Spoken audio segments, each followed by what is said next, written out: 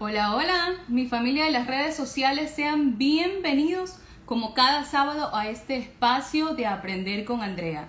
Su servidora Andrea Cando se siente muy contenta, demasiado honrada con su presencia cada sábado, porque para mí es un honor, es un deleite contar con ustedes y que juntos podamos aprender nuevas cosas que nos ayudan para nuestro bienestar.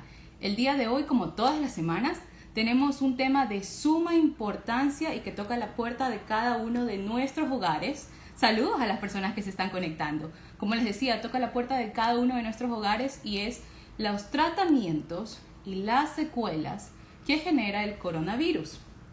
Les quiero dar la bienvenida a las personas que se van conectando. Me encanta verlos. Alexita, Chilatos, Hilda, Loli, gracias por estar ahí.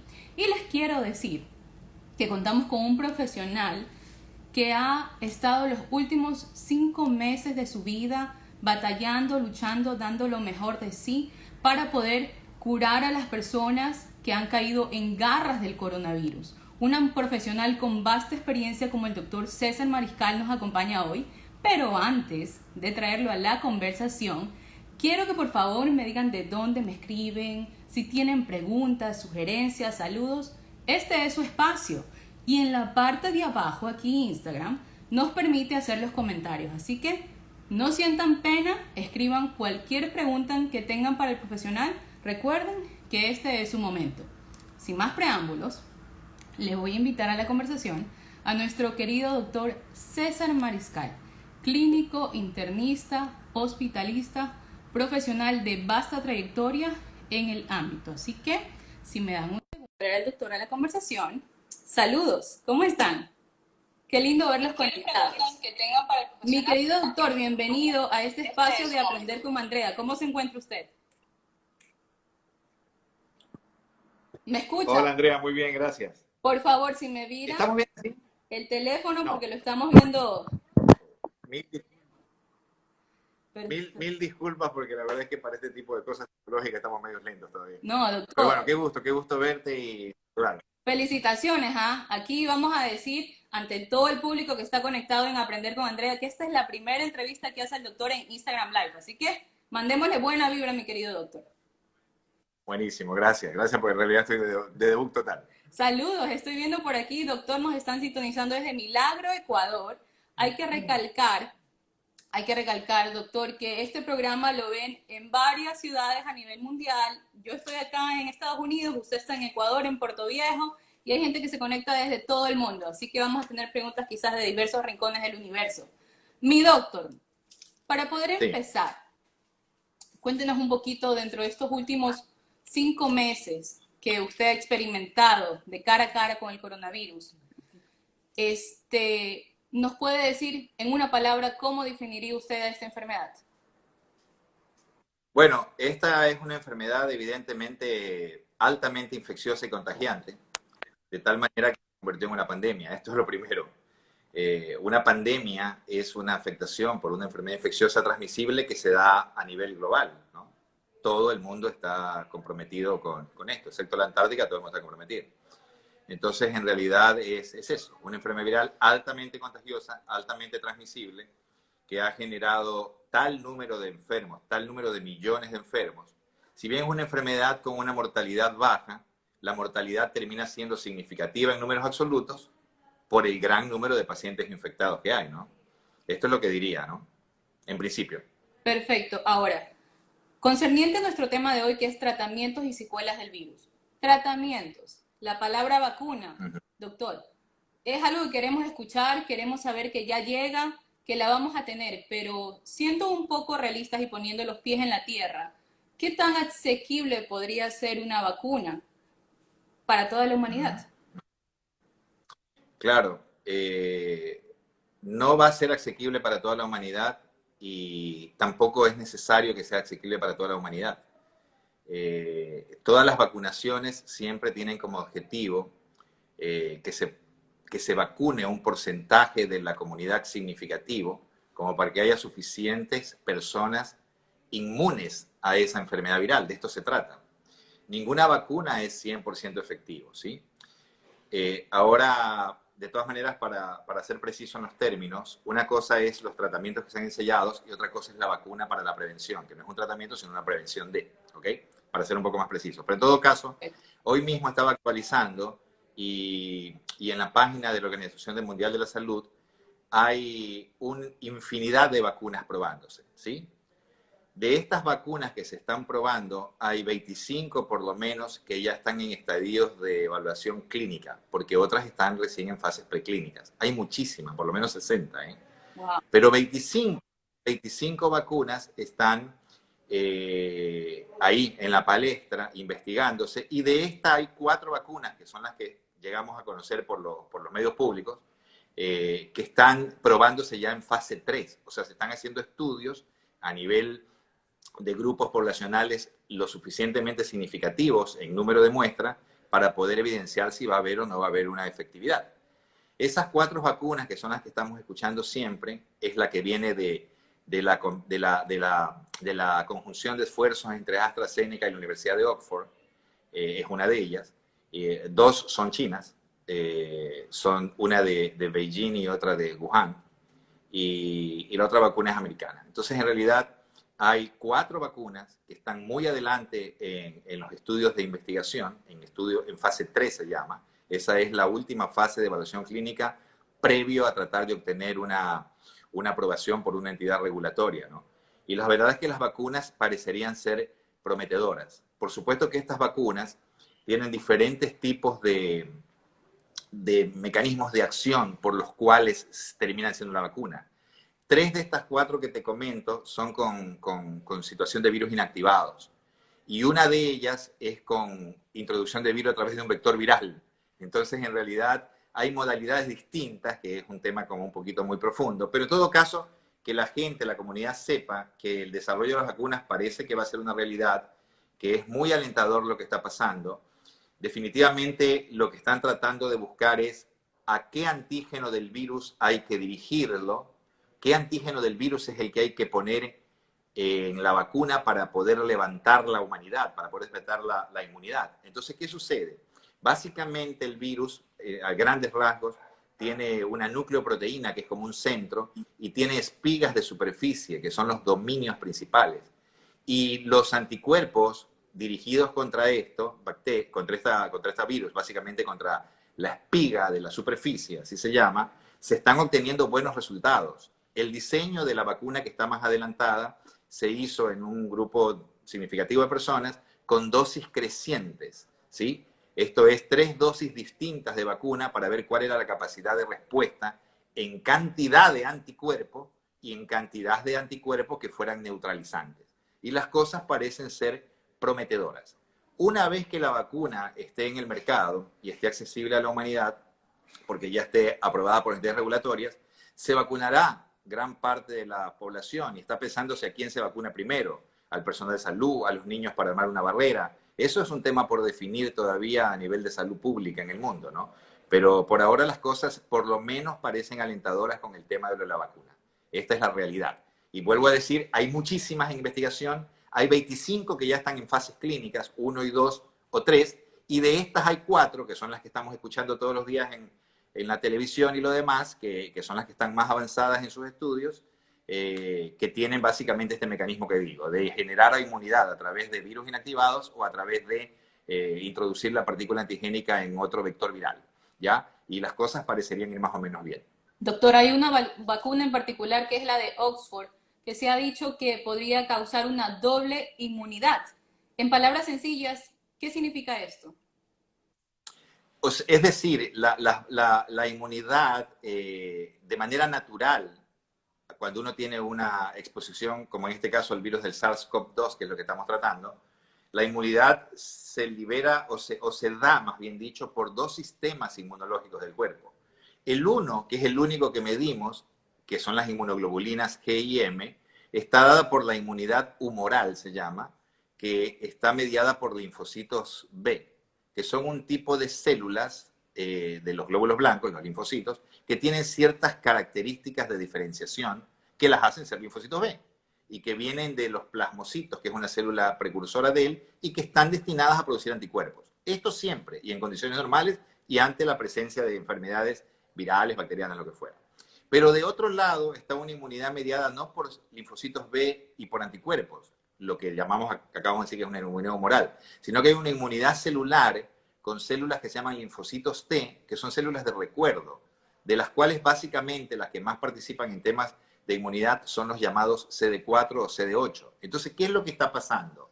Está pasando de que la infección genera inmunidad y esa inmunidad solo la estamos mirando desde un lado, que es la producción de inmunoglobulina G y M producida por linfocitos B en la inmunidad humoral. Pero no estamos midiendo lo otro. Y la realidad es que cuando uno se pone al virus o cuando uno está sometido a una vacunación, los dos tipos de inmunidad se ponen en funcionamiento. ¿Sí? Esto es lo que más o menos se trata. Entonces lo que está diciendo es que el disparo antigénico que está condicionando la vacuna hace que la inmunidad sea completa. ¿Cuál es un factor medible? Medible en el laboratorio, medible con relativa facilidad. ¿Cuál es la cantidad de anticuerpo que uno logra elevar? Se hace por métodos de ELISA y se entiende que debería ser un número determinado, un punto de corte X.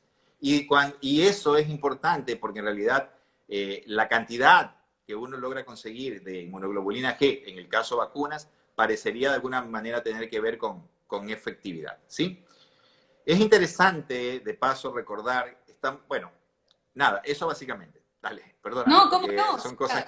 Aprendemos del experto. Ok. Bueno, el tema es así. Ha habido gran preocupación en el tema de la inmunidad. Y todo el mundo está preocupado porque el virus desencadena, no en todas las personas, hay un grupo de personas que no levantan anticuerpos directamente, un grupo pequeño, generalmente personas asintomáticas o con muy leves síntomas, y también está el hecho de que después de un tiempo determinado, los anticuerpos tienden a caer más que a desaparecer. ¿Puedo acotar si bien algo? Hay un porcentaje que desaparece. Permítame acotar Sí, claro. algo. Si entendemos, personas que no somos doctores, estamos diciendo entonces, usted me corregirá, que hay personas que tienen el virus y que los anticuerpos quedan dentro, pero quizás pueden desaparecer en determinado tiempo. ¿Es eso a lo que usted se refiere? Claro, y sí, pero justamente toqué el punto de manera intencional para poder hacer una cuestión aclaratoria al respecto. Porque hay muchas cosas que están generando gran preocupación y el tema es tratar de ver qué es lo que está pasando. Primero vamos a partir de una verdad. Todavía no sabemos mucho de esto porque esta enfermedad tiene 7 meses dando vuelta en el mundo. Así que es muy difícil saber de todo. Hay muchos datos a nivel investigación básica y de observaciones clínicas que brindan información hasta allí nomás, porque no sabemos exactamente cuánto más va a pasar. Pero, ¿qué es lo que va pasando hasta ahora? Va sucediendo, es un dato real, se comenta, el tema es cómo interpretar a ese dato. ¿Qué sucede? Parecería ser que los anticuerpos IgG, que son los que generalmente quedan de manera un poco más duradera para protección, tienden a caer en el tiempo. Entonces, hay una caída de un 60% del valor en el 12% de personas, a 2 o 3 meses. Pero esto no es nuevo. Esto pasa en todas las enfermedades virales. Porque los anticuerpos, te explico, son proteínas, son inmunoglobulinas, son globulinas que tienen una función inmune, que están compuestos, como toda proteína, por una secuencia de estructuras básicas que se llaman aminoácidos, que se conforman en unas cadenas que tienen que tienen una función específica. El anticuerpo, hay 5 grandes tipos de inmunoglobulina. Dentro de estas 2 que medimos en el laboratorio, que son la G y la M, pero también está la A, la D y la E. Pero la G y la M son las que medimos y en algunos lugares se mide la A también, hablando otra vez de SARS-CoV-2. Entonces, ¿qué sucede? La inmunoglobulina G, la inmunoglobulina M, como toda sustancia biológica en el cuerpo, no es que tiene una vida media indefinida. Vida media es el tiempo que transcurre para que cualquier sustancia biológica, para que cualquier fármaco caiga a la mitad de la concentración previa. De ahí es que uno dice, la vida media de esto es 21 días, porque se entiende que necesariamente va a caer. ¿Qué es lo que pasa a nivel inmune cuando uno tiene una infección como esta? Estas células plasmocitos o plasmoblastos, algunas se depositan en la médula, es como que son nuevas células que se han creado, así son las señalizaciones en el organismo, a nivel molecular. Entonces se ha creado un nuevo tipo de células que antes no estaba, que hoy tiene una función específica, producir anticuerpos que contrarresten a este antígeno viral. pero esa sustancia producida no es eterna, nunca es eterna, bajo ninguna circunstancia. Entonces no nos alarmemos queriendo creer que esto es una novedad o que cae. No, esto pasa en todas partes, esto pasa en la gran cantidad de las enfermedades infecciosas. Entonces, ¿qué sucede? Estos anticuerpos caen a lo largo del tiempo, lo cual es esperable y es normal que así pase, pero parecería ser que el sistema inmune, que es dual, tiene el tema de los anticuerpos, pero también tiene, recordemos, para no estar tan preocupados, las células de memoria de la inmunidad celular mediada por linfocitos T, aquellos que llamamos CD4, CD8, de un lado. Y de otro lado, estas mismas células plasmáticas tienden a a establecerse en la médula y desde ahí producir anticuerpos de manera prolongada, pero en valores no altos. Si hay una nueva exposición, estas células del recuerdo van a salir, en principio, a contrarrestar la situación. Así que eso está por verse, pero la lógica de las enfermedades infecciosas diría que eso es así. ¿Y usted ha conocido a alguien que se ha recontagiado de coronavirus o eso no ha pasado hasta el momento? Esa es una pregunta sumamente interesante, porque la reinfección es algo que preocupa a la gente y más cuando tú sumas todas las cosas. El problema de esta pandemia ha sido que hay mucha gente que está enferma y mucha gente ha muerto por ella, pero también mucha gente ha muerto por el pánico y se ha enfermado más por el pánico y por el terror que ha generado la mala información.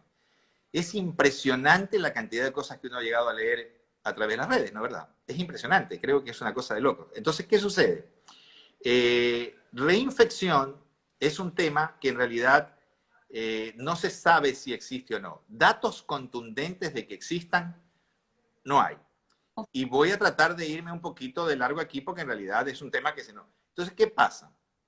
Uno escucha las anécdotas. Entonces, aquí en Guayaquil, un médico de prestigio, un tipo que trabaja mucho en el tema, hace un video corto y dice eso, no hay reinfección reportada, no hay.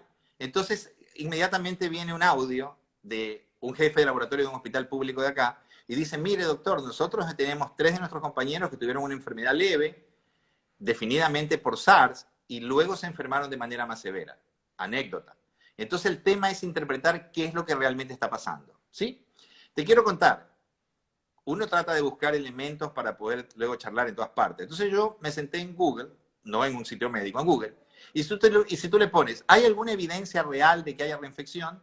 Te va a salir una chica americana de 37 años, que es que hace reportes de patología en la afuera de Boston, y esta chica se infecta a finales de marzo o a inicios de marzo a partir del novio. Y tiene un cuadro leve. Y dicen que más o menos unas 7 semanas después, porque para mayo 8, ella hace un cuadro con más severidad. Entonces dicen, estoy reinfectada. Y aquí vienen las interpretaciones. Si esto es una reinfección, si esto en realidad es la misma enfermedad viral que tiene una diferente etapa en la evolución clínica, con lo cual uno diría, ojo, hay un escenario clínico en el cual uno puede estar infectado y manifestar los síntomas 6, 7 semanas después. Un escenario clínico nuevo, porque el escenario clínico habitual que conocemos es el que hemos descrito hasta la saciedad. Alguien se infecta, tiene un tiempo de incubación hasta de 14 días, siendo el promedio mayor 4 a 5 días. Uno desarrolla síntomas, algunos no desarrollan ningún síntoma. Si desarrollas entre síntomas y no síntomas leves, es el 80% de las personas, el 15% tienen síntomas moderados y solo un 5% tienen síntomas severos. ¿Y esto cuándo pasa? En general pasa, así se establecieron los gráficos, en la semana, a partir de la semana 2, ¿no? Entonces la primera fase era como viral, la segunda fase muy inflamatoria y la tercera semana también muy inflamatoria y trombótica. Así se definió en la generalidad, pero a veces, y en todas las enfermedades hay variantes. Es tan probable que sea una reinfección, o mejor dicho, es más probable que no sea una reinfección y que sea el mismo virus que semanas después hace una manifestación clínica. Es una opción. Y es la opción que los expertos ventilan más como probable, ¿sí? Permíteme un segundito, ¿puede ser? Sí, ¿cómo no? Un segundito, Andrés. Un segundito. Sí, cómo no, hasta eso vamos a darle la bienvenida a todas las personas que se han ido sumando a este en vivo tan interesante, a Wendy, a Vale, J. Perdomo, a TV Viteri, a Roxana, Víctor, Jolusa, Jessie, Carly, qué contenta que estoy de ver tanta gente en este live. Héctor, a Julio, Edith, a Sergio, Noemí, Cint, Qué bello verlos acá. También tenemos una pregunta de Julio César, que más adelante la vamos a abordar, que es el tema de la segunda ola. Cuénteme, doctor. Continuemos. Bueno, entonces decía que estas personas son anécdotas, pero no hay un consenso de que esto esté pasando. A nivel personal, tú me preguntaste, yo eso no he visto. No he visto pacientes reinfectados. Sí existen lo que se llaman cuadros muy prolongados y muy largos. Tal vez exista este hecho.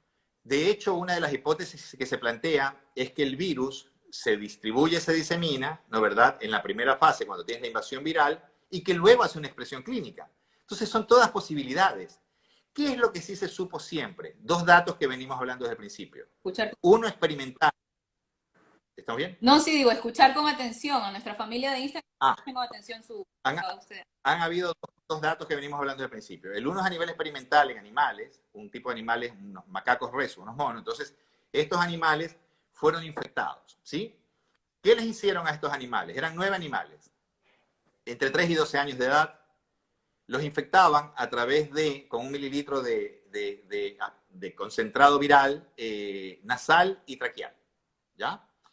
Entonces comenzaban a medirles por el PCR qué número de colonias, qué número de carga viral tenían.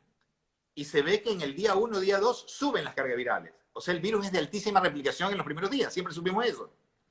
Y luego la carga viral se estabiliza, salen los anticuerpos y la carga viral va bajando progresivamente a lo largo de las semanas. Cuando quisieron reinfectar a esos monos, ¿qué sucedió? Sucedió que no se pudo, en principio, tempranamente, hasta el día 35. Vamos a ver qué va pasando a medida que vayan reinfectándose, a que vayan retesteándolo. Eso a nivel experimental. La evidencia apoyaba el hecho de que tal vez no iba a haber reinfección. Primer punto. El segundo punto es clínico. Y básicamente viene de los datos del Centro de Enfermedades Infecciosas de Corea. Los coreanos agarraron a un grupo de gente que se habían, entre comillas, como ellos dicen, no vamos a llamar la reinfección, como un enunciado público de su Ministerio de Salud, dijeron, esto no lo vamos a llamar reinfección, lo vamos a llamar repositivización de la PCR. ¿Qué significa? Primer momento de la etapa, enfermos, les hacían los hisopados y tenían ya 2 PCRs negativos. Y resulta que en la semana siguiente o lo que sea, les hacían, sea por screening o sea porque tenían algún síntoma menor, les hacían otro hisopado y era positivo. Entonces, eso, que pasaba en un 9% de las personas más o menos, ellos hicieron un estudio de 790 personas, de los cuales 225 vieron este hecho. Y vieron, de hecho, qué les pasaba a los contactos de estos. Y hay 730 pacientes, contactos de estos que se habían repositivizado. ¿Y sabes a cuántos de ellos infectaron? A los contactos de esta gente. A ninguno. 0. Entonces, la historia natural termina siendo de esta manera. Yo tengo PCRs positivos, luego tengo 2 negativos. En un momento eso se estableció como criterio de alta, luego eso cambió. Se llamaba criterio de alta en base al test. 2 T negativos, una locura. Luego se hizo el criterio de alta en base al tiempo. Tengo 10 días sin síntomas y estoy bien, me doy el alta. Sí, estoy bien. Entonces, en realidad, cuando había el alta determinada por el test, pasaba esto. Pero por X, Y o Z motivo, y sobre todo por screening, para ver cómo se van comportando, donde hay posibilidad de hacer este tipo de cosas, hicieron hisopados, y se dieron cuenta que había un porcentaje que iba entre el 9 y el 20% de personas que repositivizaban. Entonces, no es lo mismo decir reinfección, que lleva implícito una infección nueva con un cuadro clínico nuevo, que una repositivización de un test que uno no sabe por qué se da. Lo que sí está claro también es que ese virus es un virus que no contagia porque no es infectante, ¿sí? De hecho, más allá de eso, al inicio de todo este estudio, se hacían los hisopados. Esta fue una pena que pasó y un gran dolor de cabeza para mucha gente. Pobre, se hacían los hisopados y estaban positivos hasta la semana 6 u 8. Y todo el mundo estaba preocupado y no se les daba el alta porque tenían positivos los PCRs. ¿Y sabes qué? Nunca se ha podido aislar un virus vivo después del día 9 o 10 de tener la infección. ¿Qué significa? Que yo puedo pasar 4 semanas hace mi coronavirus, tener el test positivo, porque el test no está mirando virus vivo o muerto, lo que está mirando es material genético remanente. Perfecto. El PCR viene de polimerasa chain reaction. Es un test molecular de amplificación genética. Entonces lo que se hace es que se amplifica la expresión de algo. Entonces tú sabes que allí hubo. Pero cuando ese virus, el día 1, el día 2, el día 3, el día 4, y así sucesivamente, los llevan a células para cultivar al virus y verlo crecer, y luego verlo en un microscopio electrónico, solo se consigue un virus vivo, infectante, es decir, una replicación a nivel celular que se ve por microscopía electrónica, hasta el 10º día de haber tenido el primer hisopado positivo. De tal manera que a la semana 3 uno ya no es infectante. Puedes tener la PCR positiva. De hecho, la tienen. Gran cantidad de gente la tienen. Los estudios iniciales mostraban hasta la semana sexta. Nosotros tenemos, y el mundo ya después fue viendo, hay pacientes hasta la semana 8 y hay alguien que tiene en el día 82, digamos, todavía un hisopado positivo, pero no son infectantes. Cada Entonces, cuerpo es estas un son más o universo. menos... También, cada persona es un universo y a cada persona quizás le puede afectar de forma diversa. Claro, claro. Ahora lo que sí es importante de decir es el tema este. ¿Cómo hacemos para que la comunidad maneje esta información de manera apropiada? Entonces, en realidad, eso es difícil. Entonces, ¿qué es lo que hay que hacer? Hay que tomar decisiones. Las entidades regulatorias, las entidades de ministerios de salud pública, los gobiernos, los médicos, toman una decisión. Y la decisión es la que termina siendo práctica. No bajemos los brazos, no nos descuidemos, no importa toda la evidencia que haya, que el virus no se aísla después del virus 10, que yo puedo desarrollar inmunidad, que aunque me caiga el anticuerpo igual soy inmune. Esta parece ser, gracias a Dios, la realidad. Pero ¿sabes lo que hay que llegar con el concepto final, práctico? No bajemos la guardia, mantengamos el aislamiento social de por lo menos 2 metros, tengamos cuidado con las superficies de contacto y no llevar las manos a nuestra boca, nariz u ojos, porque en realidad esto final del día termina siendo importante, en una enfermedad que todavía no conocemos bien. Pero la verdad es que la sensación de cosa crítica, ya vamos a hablar de los rebrotes, de que la reinfección, de que la inmunidad cayó, termina siendo desvirtuada, porque en realidad la comunidad ávida de información, por supuesto, y con información que cualquiera mete, ¿no? Hace de que esto genere una preocupación desmedida, excesiva, que está bien tenerla, que es lógico tenerla, que es prudente tenerla. No estoy incentivando a que la gente no haga lo que debe. Lo que estoy poniendo en la palestra es cuál es la evidencia que la ciencia muestra, si bien me terminan preguntando y cuando voy a hablar en público digo, oiga, tranquilo, usted tal cosa. Esto es informativo. Lo que digo es informativo, lo que digo es lo que la ciencia está mostrando, pero a nivel de salud pública uno le va a seguir diciendo a la gente, paremos con esto, porque si nosotros decimos todo esto y le damos tranquilidad a la gente, que si cada cual manejase la información como debiera y se hace cargo, uno debiera decirlo de esa manera y mucha gente lo dice, se publica. Lo que pasa es que ¿quiénes leen esa información de que si el virus... Y la leemos los que estamos interesados, los médicos. La comunidad no le llega a eso. A la comunidad le llega algo que se le ocurrió escribir a cualquiera en calamuchita y puso de que de tal manera, tal y se manda un invento chino y es lo que circula. Doctor, y para esto, perdón que Porque lo es interrumpa, para sí. eso hay espacios como este, como Aprender con Andrea, que tenemos expertos y que nos dicen las cosas como son, basados en la ciencia, basados en la experiencia que ustedes tienen y no en leer simples mensajes de redes sociales o con lo que nos llega. ¿Le parece, mi doctor, si pasamos a preguntas de nuestra comunidad y de ahí entramos un poquito al tema de tratamientos y secuelas? Porque el tiempo es ingrato y ya tenemos 30 minutos. Nos dice Julio C. ¿Cómo no? Si es verdad que va a haber una oleada en diciembre. Es la misma pregunta que nos hizo María Esperanza en el Instagram. Ella quiere saber si va a haber un rebrote, como dicen en las noticias, en agosto. Julio César ha escuchado en diciembre. ¿Qué tan cierto es esto del rebrote, doctor? Si no cuidamos las medidas, cualquier cosa puede pasar. Ya se está viendo en otros países que han tenido que dar un paso para atrás por el incremento nuevamente de los casos de infección. Ha pasado en algunas ciudades de España, en Barcelona. Tiraron un poquito para atrás las medidas porque comenzaron a tener... Ahora, que de ahí llegue a ser un rebrote, no tenemos cómo saberlo. Y si en agosto o en diciembre no hay cómo saberlo. Los americanos especulan mucho con eso por el tema del cambio de estación. Entonces ya el invierno del norte, que va a venir en noviembre, diciembre, enero, ya va a traer de por sí una tasa alta de infecciones que toda la vida ha estado, con la influencia de los resfriados común a la cabeza. Entonces dicen, caray, 2 infecciones virales concomitantes y va a haber como un rebrote. Ellos tienen ese tema por el asunto que tienen las estaciones tan marcadas y tienen esos inviernos, ¿ya? Pero nosotros debemos tener mucho menos probabilidad de tener eso. Ni siquiera podemos hacer un estimado de esa manera. Ahora, ¿por qué es en agosto? Si es porque es la independencia, la fecha, o es en diciembre porque es Navidad, no tengo idea. No sé de dónde sale eso. Pero los estimados son claros. O sea, si uno desprotege y baja las medidas y hay aglomeraciones y todo, seguramente el virus va a tener dónde encontrar huéspedes para infectar. Y el asunto es que aquí la proporción de crecimiento es geométrico. Pensemos que una persona siempre se supo que más o menos infectaba a 2.63 personas, lo que se llamaba el R sub 0, que era la capacidad de un ser humano de transmitir la infección a X número. Entonces se hace un tremendo crecimiento geométrico y termina que una persona termina siendo la causante de una infección. Lo que pasó, Claro. ¿sí? Vino alguien afuera, trajo el virus y después resulta que todo. Así pasó.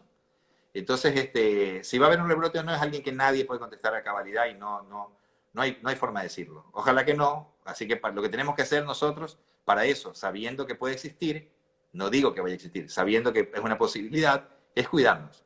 ¿Sí? Pero no, nadie te puede asegurar, Julio César, ni nadie, que va a haber un rebrote, ni nada por el estilo. No se puede. Excelente. Gracias por su respuesta. Vamos a otro saludo. Le saluda Carlos Jaramillo desde Madrid, desde UCI del Hospital de Getafe. Saludos a doctora a usted.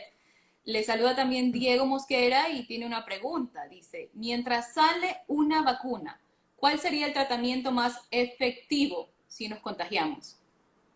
¿Cómo no? Antes de contestar la pregunta, no quiero dejar pasar el saludo de Carlitos Jaramillo, ¿no? Exalumno mío de la Universidad Católica. Es un brillante médico intensivista en España que ha trabajado directamente. Estos son los líderes de la primera línea en COVID. Así que le devuelvo por acá el saludo. Es una cosa placenterísima saber que estamos conectados, aunque sea de manera indirecta por acá, ¿sí? Un abrazo fuerte para él porque tipazo. Y gracias por todo lo que hace. De hecho, me engrandece que nos esté escuchando, Andrea. Bueno, Gracias. y la otra para Diego, el tema es así. En el mientras tanto, el asunto es que no hay tratamientos definidos. Hemos intentado de todo. Cuando se vio al virus y se hizo la codificación genética del virus y se puso el gen en disponibilidad de la ciencia, se hacen por métodos de muchos tipos y con inteligencia artificial se puede ver para ese virus o para esa secuencia qué cantidad de medicamentos hay que puedan tener actividad. Y si uno ve, hay cientos. De hecho, medicamentos que en principio no son antivirales, pero que pueden afectar algo del mecanismo por el cual el virus penetra la célula humana y produce la enfermedad. ¿Ya? Entonces, ¿qué sucede? De allí salen los más promisorios, que a su vez fueron los que tenían más evidencia de ser algo antiviral y tener un poco más de eficacia, y se comienzan a estudiar de entrada muchísimo unos medicamentos que se popularizaron al máximo, que son medicamentos que originalmente se usaban para el paludismo, se llaman antipalúdicos de síntesis, que tienen mecanismos de acción interesantes a nivel celular, dentro de la célula cambiando algo en unas estructuras que se llaman fagosomas, y sirven para enfermedades autoinmunes o inmunológicas como el lupus y la artritis reumatoidea. Esos antipalúdicos de síntesis se llaman hidroxicloroquina y cloroquina. Entonces la cloroquina y la hidroxicloroquina tienen un mecanismo de acción antiviral y tiene un mecanismo tal vez potenciador de la regulación inmune del humano, ¿sí? Y eso es interesante, que uno afecte al virus y afecte al humano, al uno en manera negativa y al otro en manera positiva. Es interesante. Entonces la hidroxicloroquina, en los primeros estudios chinos, hubieron ciertos datos de que beneficiaba en los parámetros que ellos estaban queriendo evaluar como eficacia. ¿Qué eran cuál? Uno, disminución del tiempo de síntomas. Dos, disminución del tiempo de descarga viral. Y tres, que no haya progresión a enfermedades más severas. Esos son los objetivos, los endpoints, los puntos de evaluación final de un tratamiento. Siempre es lo mismo, eficacia y seguridad. Pregunta, cuando usted dice descarga viral, para que todos entendamos qué significa, lo fuerte que puede ser el virus en cada persona. Claro, el tiempo de la descarga viral y la carga viral mismo, ¿no? La descarga viral es que es muy variable pero que en realidad al inicio se establecía según el grado de severidad. De hecho, los pacientes muy severos que mueren en un respirador en terapia intensiva son positivos hasta el último día, ¿sí? Pero vuelvo a decir, pensemos que eso es lo que la ciencia y el aislamiento del virus muestra, es que después del día 10 no son infectantes. Pero bueno, ¿cuánto tenía? El tema era que la hidroxicloroquina se probó en ese sentido. Entonces vino un estudio chino y dijo, parecería ser eficaz. Estudios pequeños, hacer investigación clínica en fármacos para probar un fármaco que sea eficaz y seguro en una enfermedad en nivel de pandemia no es fácil. Entonces, se sesgan mucho las observaciones. Básicamente, sesgo es sesgarme. Yo creo que tal cosa, pero porque estoy sesgado. Entonces, la hidroxicloroquina, que la hemos usado muchísimo, de hecho, para mí es el medicamento que siempre usé desde el principio, fueron habiendo datos luego de que no era útil. Hubieron datos que incrementaba la mortalidad, sobre todo si se combinaba con otro fármaco, que es un macróleo que se llama citromicina. Entonces, en realidad, eso cayó ahí. ¿Qué quieres que te diga? Una cosa es a la que nos lleva la idiosincrasia, ¿ya? Si estamos en Estados Unidos y solo nos escuchasen yanquis, nosotros diríamos que no hay drogas, no hay fármacos, que usted debe curarse solo lo manejan allí, y porque la enfermedad va a evolucionar con curación. Y que usted debe estar al tanto de que esa enfermedad leve, Andrea, es cualquier cosa en COVID. Tú puedes tener 40 grados de fiebre, cefalea, dolor muscular, te pasó un camión. Todo eso, faltarte el olfato, el gusto, todo eso se llama leve mientras no haya compromiso pulmonar. Si hay compromiso pulmonar, con una neumonía por SARS-CoV-2, que se llama neumonía por COVID, ya no es leve el cuadro, es moderado, por definición. Ese cuadro moderado, si está presente junto con el infiltrado neumónico extenso, desaturación del nivel de oxígeno por debajo del 93% se estableció como punto de corte, o una frecuencia respiratoria muy acelerada, más de 24, 30 por minuto algunos dicen, esas tres parámetros, alguno de ellos ya le cambia el nombre al COVID, ya no es moderado, es severo. Y ese paciente severo, si llega a requerir ventilación mecánica en terapia intensiva, se llama crítico. ¿Qué estamos viendo y a quién ingresamos hoy? Porque en época pandemia no podíamos ingresar a nadie porque no había lugares, se abarrotó el sistema, entonces manejábamos cosas domiciliarias. ¿Pero a quién ingresamos hoy? A los pacientes con COVID de moderado a severo. ¿Por qué? Porque el severo, por definición, el severo tiene, acuérdate, desaturación, taquipnea, que es respirar muy frecuente, o infiltración tomográfica importante. Ese paciente va a requerir suplemento de oxígeno. No es que está desaturando. Eso lo rotula como severo. Y de hecho, ese grupo de pacientes que requieren oxígeno porque están severos, sí tienen un beneficio de la intervención. Y esa es la cosa más novedosa. La cosa más novedosa la vimos nosotros desde el principio. Todo el mundo la vio, pero alguien después formalizó un estudio y lo publicó, que son los británicos. ¿Y qué dijeron? Que esos pacientes severos que requerían oxígeno se beneficiaban del uso de corticoides. A lo cual en enfermedades infecciosas es casi decir una mala palabra porque uno dice los corticoides son inmunomoduladores o supresores e incrementan el riesgo de infecciones. Pero resulta ser que en el SARS-CoV-2 definitivamente los pacientes con COVID severo, recordemos, definido porque están requiriendo oxígeno, porque desaturan, la saturación cae, porque están enfermos muy taquipnéicos o porque tienen mucho compromiso radiográfico, esos pacientes se benefician de corticoides. Y mientras más enfermitos están dentro del grupo, más se benefician. ¿Por qué? Porque ese grupo de severos es heterogéneo. Porque yo te digo, severo requiere oxígeno, pero el oxígeno puede ser por cánula, está menos grave. Por bolsa de inhalación, un poquito más severo. Okay. Por alto flujo, por ventilación mecánica no invasiva o por ventilación invasiva. Entonces, mientras más enfermo el paciente, más beneficio en mortalidad con los corticoides, que son drogas que han estado ahí hace más de 100 años, que son drogas maravillosas. Yo siempre tengo un principio, Carlitos Jaramillo recordará cuando fue mi alumno en farmacología en la Católica. Yo decía, la verdad es que uno ama los corticoides porque salvan vidas. Están hechos para eso, para salvar órganos, tú tienes una insuficiencia renal aguda rápidamente evolutiva por un problema autoinmune, tienes una anemia hemolítica, una plaquetopenia, un brote de esclerosis múltiple. Todas esas cosas severísimas, uno las hace entrar en remisión las aplaca, las apaga con corticoides. Pero así como son de maravillosos para salvar vidas, son malísimos para los efectos adversos. Porque droga para tener efectos adversos como corticoides, poca. Entonces uno tiene que pensárselo bien cuando va a usar corticoides. Cuando te avalan los estudios bien diseñados de que el corticoide es importante allí, entonces uno lo usa. Lo hemos estado usando y ya sentíamos que obviamente esto era beneficioso, producto de las observaciones clínicas. Luego se hace un estudio clínico diseñado y te dicen, sí, tiene aval porque en realidad se ha mostrado en este estudio comparando X contra Y que X fue mejor por X, Y o Z motivo. Entonces, en el mientras tanto, esos pacientes sí tienen una opción. Esos pacientes que están severos, vuelvo a decir, acuérdense, leves, moderados y severos. Leves, lo que quieran en síntomas, moderados por compromiso pulmonar y severo con esto, esos pacientes se pueden poner un poquito más enfermos, se ponen más inflamatorios, decimos nosotros. Los vemos y predecimos y, digamos, y buscamos sus parámetros clínicos. Un paciente con comorbilidades, mayor de 60 o 65 años, hipertenso, diabético, enfermedad pulmonar, una neoplasia de base, son todas situaciones que se supo desde el principio incrementaban el riesgo de tener una mala evolución. Igual algunos parámetros de laboratorio que se buscaron, dijeron, predicen mala evolución. De estos se buscó a todos y los que más consistentemente mostraron que marcaban mala evolución eran el nivel muy bajo de unos de los linfocitos, la linfopenia, niveles muy bajos, niveles muy altos de una sustancia que es un producto de degradación de la fibrina, el dímero D, y niveles muy altos de ferritina y otros marcadores más. Entonces, uno ve a un paciente así y dice, uy, Dios bendito, esta persona tiene más riesgo de andar mal.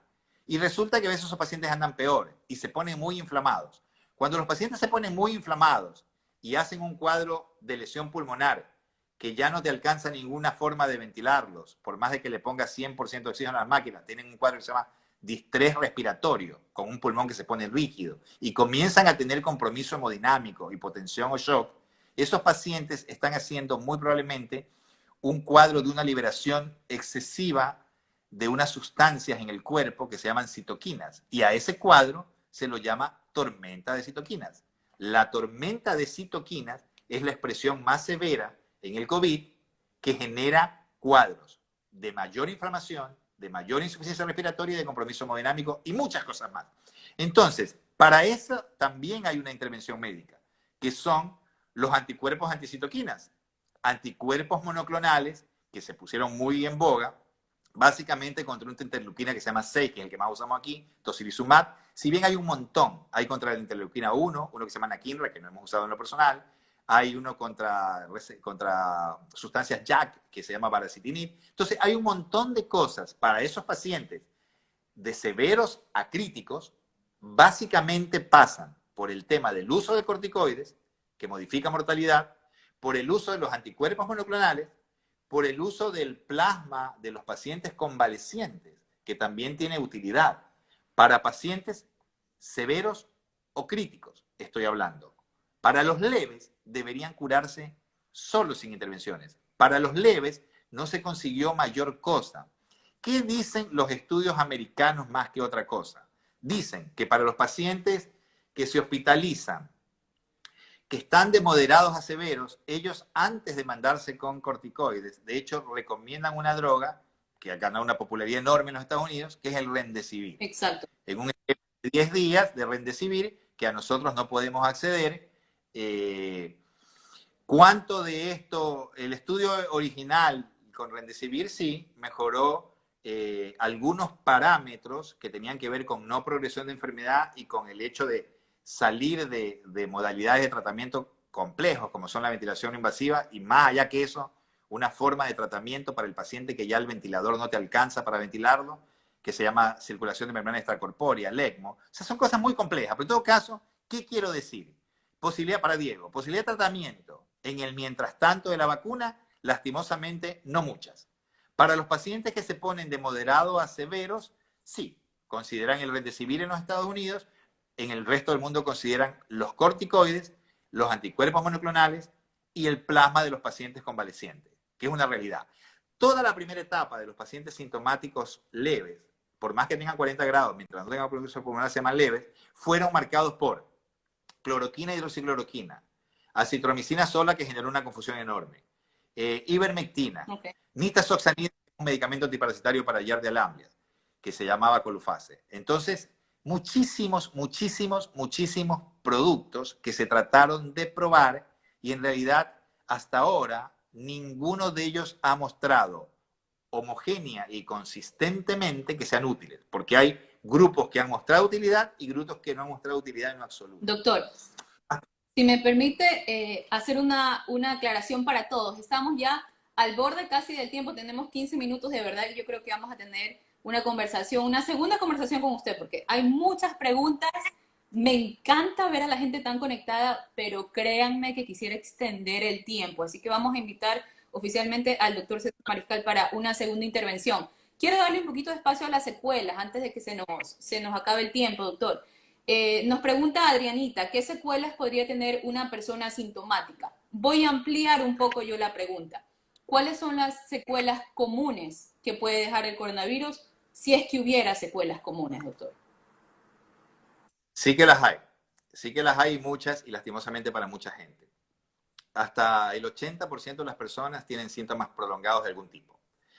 Síntomas prolongados que pueden ser leves y uno de ellos no tanto. ¿Cuáles son los leves? Lo que quieras. Gente que tiene anosmia, falta de olfato prolongado, gente que tiene tos con molestia de la faringe, con una secreción espesa que no movilizan, gente que tiene sensación de decaimiento, cansancio, gente que tiene dolor torácico, que se acuestan y le duele, que están mal, no están recuperados. Gente que hace manifestaciones cutáneas tardías, porque las manifestaciones cutáneas pueden ser antes, al momento o después de haber padecido el COVID en agudo. Entonces hay mucha gente que tiene secuelas, pero muchísima. De hecho, ya se está comenzando a hablar, todavía no está adoptado formalmente, se está hablando del post-COVID o COVID crónico, porque en realidad lo que tiene esta enfermedad es que hay síntomas muy prolongados. Síntomas muy prolongados. Ojo, la gripe también da síntomas prolongados. Hay un cuadro que se llama astenia postviral, que es gente que está 3 meses que no puede ni levantar un brazo porque está muy débil. Pero esta cosa, vista en millones de personas, deja ver mucha caída de cabello. Si es atribuible directamente al COVID o a toda la cuestión que siempre se ha sabido que los estados de tensión y lo demás pueden generar caída de cabello, pero todo esto se ve. ¿De esto qué importa? Porque eso algún día se tendrá que ir. ¿Qué cosa sí es grave? Las personas que tienen malos procesos de curación pulmonar y que queden con un cuadro real de alteración de la estructura pulmonar, que en lugar de quedar con un pulmón sano, queden con un pulmón fibrótico. Y ya se sabe de algunos pacientes que están biopsiados por síntomas pulmonares con compromiso pulmonar prolongado, que hacen unos cuadros que se llaman neumonías intersticial usual y un cuadro que se llama BUP, que es la patología de estos pacientes, que se llama bronchiolitis obliterans with organism pneumonia. BUP, le decimos nosotros. Entonces parece que hay algunos pacientes que tienen compromiso pulmonar tan serio que no está revirtiendo, que tienen procesos de curación fibróticos. Y eso sí es grave porque la fibrosis pulmonar, que puede ser por muchas enfermedades, la fibrosis pulmonar es algo que existe hace 1000 años. Hay idiopática cuando no hay una causa conocida, asociada a todas las enfermedades autoinmunes que uno se puede imaginar, por fármaco, por lo que sea. Pero bueno, se agrega una causa a la lista, el COVID. Y eso va a generar un nuevo grupo de pacientes, antes cuando no era COVID no estaban, que van a tener fibrosis pulmonar y que van a tener insuficiencia respiratoria y que van a requerir tratamiento antifibrótico y tratamiento para insuficiencia respiratoria y potencialmente trasplante de pulmón. Entonces, ¿qué está pasando hoy? Hay personas que tienen compromiso pulmonar y habrá que definir qué pasa. Y eso sí lo vemos. Eso sí lo vemos. Las pacientes que han estado muy enfermos con tomografías muy comprometidas, que se van a la casa no del todo recuperados, se van de alta no del todo recuperados y no están curando de la manera apropiada. El pulmón queda fibrótico y ahí es donde va a haber mucha investigación para tratar de evitar eso. Doctor, me permito ser la portavoz de toda la familia de redes sociales que está conectada. Cuando usted dice que hay un coronavirus mal curado, ¿se debe a qué? ¿Un mal tratamiento? ¿Que el cuerpo humano no resistió? ¿Cuáles son las causas? No hay respuesta, pero no es por un mal tratamiento, porque acordémonos que no hay tratamiento en principio. Sí hay un tratamiento pues, para los pacientes que ya te expliqué, el severo, ¿no? Los que van a recibir corticoides para modificar mortalidad, los monoclonales, el plasma de paciente convaleciente. Pero en realidad depende de la severidad que tiene. Fíjate que hay gente que pasa asintomática y hay gente que pasa severa y crítica y se muere. Entonces, evidentemente, la reacción del huésped es diferente. ¿De qué depende eso? del grado de virulencia, de la carga viral, del trastorno inmune de los sujetos. Mucho tiene que ver con la capacidad de respuesta nuestra. Se ve cuando hay ciertas enfermedades que te predisponen a tener cuadros más complicados. Por ejemplo, la edad. La edad te lleva a una senescencia inmunológica de alguna manera. Entonces, por eso las personas de edad siempre han sido personas más frágiles. Entonces, tienes una infección como esta, afecta, la edad es un factor pronóstico adverso. Y las enfermedades concomitantes, diabetes mellitus, enfermedad vascular generalizada por hipertensión y factores riesgos vasculares.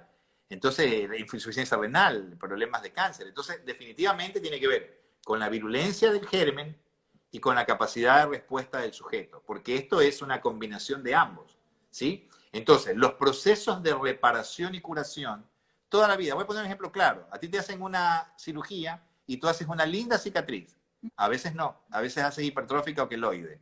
¿Qué es lo que pasa? Los procesos de reparación y cicatrización del cuerpo pueden ser aberrantes y pueden generar un queloide en la piel o una fibrosis pulmonar en el pulmón. ¿De qué depende y qué intervenciones se pueden hacer para eso? Ni idea, porque estamos recién al mes séptimo de una pandemia que recién se están comenzando a ver estas cosas. ¿Ya? Entonces lo que digo es que el COVID deja síntomas muy prolongados, que muchos de esos síntomas se tendrán que ir, que no amenazan la vida del sujeto. Sí te alteran la calidad de vida, pero no amenazan la vida. Y hay este otro cuadro que sí amenaza de manera significativa la vida porque genera fibrosis pulmonar con insuficiencia pulmonar. ¿Sí? Doctor, perdón que le interrumpa, tenemos casi 8 minutos. Estoy muy segura que vamos a tener una conversación próximamente, así que todos quienes están conectados, yo veo muchas preguntas, les pido disculpas de antemano. Tenemos 1 hora del tiempo del doctor y vamos a honrar ese tiempo, pero nos vamos a conectar, si Dios lo permite, nuevamente con él. La recomendación que usted nos puede dar, doctor, a las personas que aún no les ha dado coronavirus y que escuchan todas estas secuelas que pueden ser severas, que pueden ser un poco más ligeras. Para esas personas, ¿qué les recomienda usted para que traten de tener su sistema inmunológico bastante fuerte? En pocas palabras, para que el cuerpo se defienda ante el coronavirus. ¿Qué les recomienda?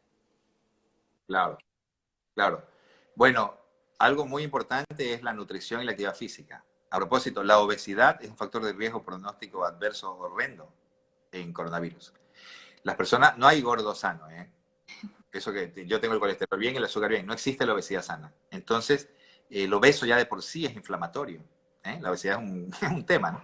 Entonces, tener la mejor salud posible desde el punto de vista de tener una dieta que sea buena, el peso ideal, y por lo cual el ejercicio es fundamental. El ejercicio no es una tontería, realmente el ejercicio beneficia muchas funciones del cuerpo, en todo punto, en cosas endocrinas, en cosas inmunológicas, lo que fuera. Entonces, eso es lo que hay que hacer. Y lo otro son las medidas archiconocidas que tienen que ver con preservar el distanciamiento social y tener cuidados con el mecanismo de transmisión del contacto manos-superficies contaminadas y llevárselas a la cara. Entonces, no hay que bajar la guardia. Eso va a hacer que la infección termine. La vacuna va a agregar muchísimo y la detección de los asintomáticos para tener aislamiento los primeros días también. Los asintomáticos son el talón de Aquiles de esta vaina, porque en realidad andan por ahí diseminando. Los asintomáticos también tienen capacidad de transmitir, que fue un tema discutido, que la OMS dijo que no, que sí. Sí tienen la capacidad los asintomáticos, sí tienen la capacidad los presintomáticos, gente que está en contacto contigo y que mañana hace sus síntomas. No en el grado tal vez de los sintomáticos, y mientras más severos, más capacidad, digamos, de esto, ¿no? En la descarga viral y en el hecho de contaminar. Entonces, esa sería la indicación. Y sí que nos quedan un montón de temas pendientes, ¿verdad? La Tenemos verdad, un tema con la trompa que debe interesarle a más de uno, pero bueno, eso da para...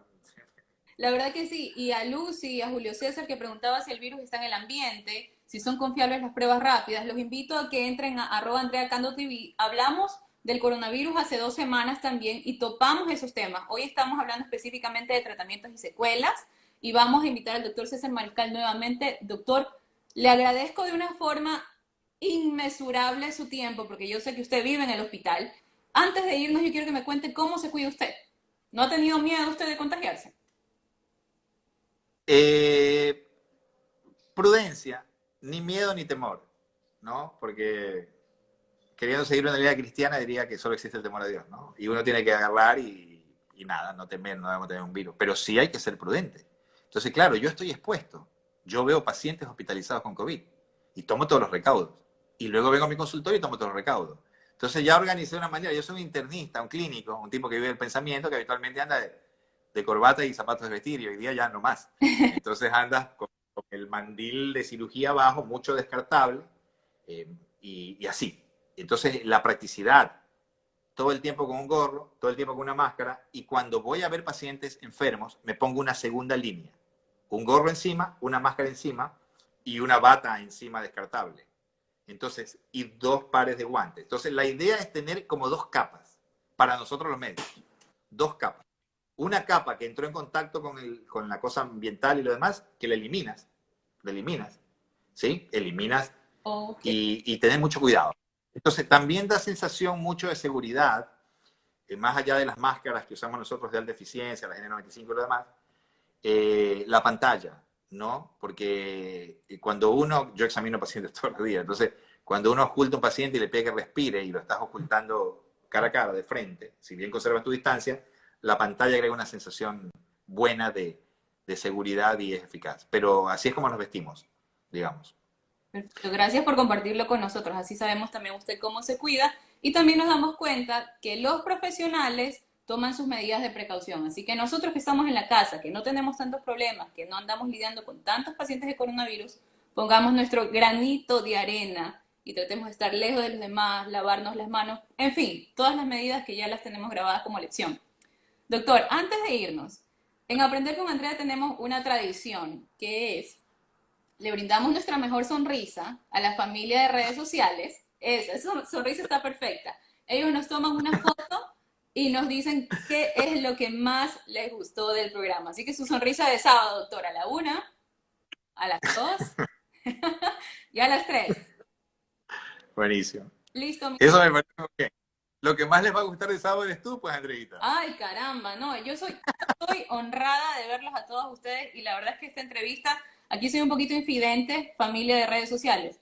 La hemos estado planificando hace tiempo, pero como el doctor Mariscal está en primera línea, es un poquito complejo que tenga 1 hora y pueda compartir con nosotros, pero la verdad le agradecemos mucho.